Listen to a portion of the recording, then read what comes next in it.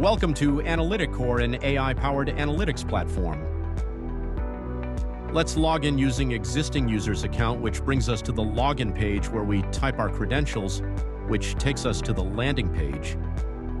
Let's upload a CSV dataset, but we also have several sources such as Google Sheets, SQL, SharePoint. Once after uploading it, brings us to the data configuration page.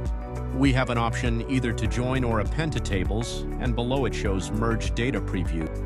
And next we move to the data preparation page where we could filter, sort, find, and replace on columns. We can select the only columns from the left pane which we need to visualize it. We have an option to use conditional columns, and we also have calculated column option which could perform arithmetic operations on 2 or more columns.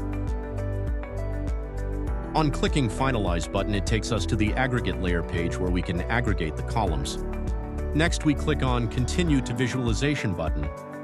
The Gemini will give us chart type suggestions based on the uploaded data.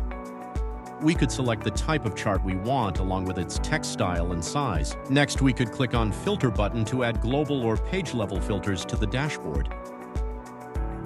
Once Gemini visualizes the chart, we have an option to export as a PDF or save it for future use. Thank you.